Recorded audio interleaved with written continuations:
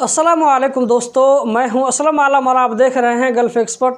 दोस्तों, इस वीडियो में एक बहुत ही अहम जानकारी आप लोगों के साथ में शेयर करने वाला हूं, तो इस वीडियो के साथ में आखिर तक बने रहें। हो सकता है कि कभी न कभी जानकारी की ज़रूरत आप लोगों को पड़ सकती है।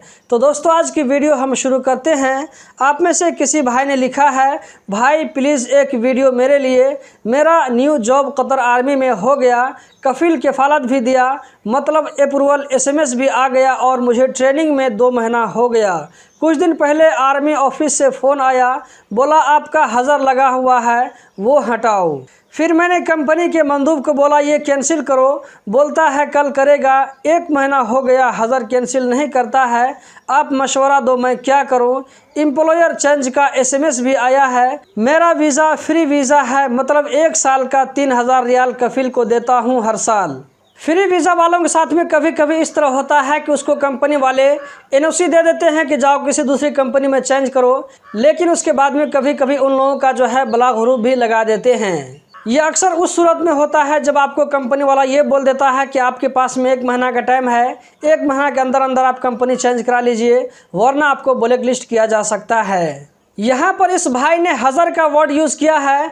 हज़र का वर्ड एक अरबिक वर्ड है, इसका मीनिंग होता है बैन, यानी इस भाई के किफ़ाला चेंज करने पर बैन लग गया है। बैन लगने का कई रीज़न हो सकता है, मैं इसमें से कुछ आप लोगों को बताता हूँ। हो सकता है कि कंपनी वाले ने इसके खिलाफ बड़ा हरूफ लगा दिया हो, या ये कि इसकी ID को कैंसिल कर दिया हो, या ये कि इसका कफील लेबर मिनिस्ट्री में जाकर के इसके किफ़ाला चेंज करने पर रोक लगा दिया हो। एक वजह यह भी हो सकती है कि अचानक इसकी मौजूदा कंपनी ब्लॉक हो गई हो, तो इस तरह भी हज़र हो जाता है। किफ़ाला चेंज न होने की सूरत एक ये भी हो सकती है कि वीज़ा प्रोजेक्ट वीज़ा हो।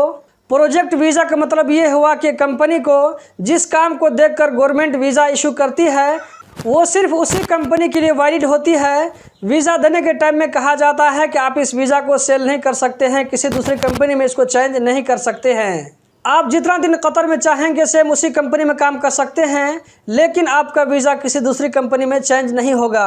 अगर आप चेंज करना चाहेंगे तो उसके लिए आपको अपना ID कैंसिल करके अपना मुल्क जाना होगा और फिर से न्यू वीज़ा में आपको आना होगा। इस भाई के साथ में क्या प्रॉब्लम है, क्यों हज़र यानी कि बैन लग गया है, इसकी मेन वजह इसकी पुरानी कंपनी ही बता सकती है। मैं इस भाई से कहना चाहूँगा कि अगर आपको लगता है कि कंपनी ने आपके साथ में गलत किया है, आपको NOC देने के बाद दोबारा बैन कर दिया, तो यह आपके साथ में नाइंसाफ़ी है। आप इस सूरत में कोर्ट से रुजू कर सकते हैं। आप कोर्ट में जाकर के केस रजिस्टर करवाइए।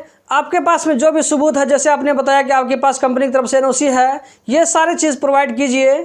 उम्मीद है कि आपके साथ में ज़रूर इंसाफ होगा। अभी 10 से 15 दिन पहले की बात है, मैंने आप लोगों के साथ में एक मैटर शेयर किया था, जिसमें कहा था कि कफील ने अपने वर्कर को किफ़ाला चेंज करने के लिए NOC दिया। NOC देने के बाद में उसको ब्लॉक हरूफ लगा दिया।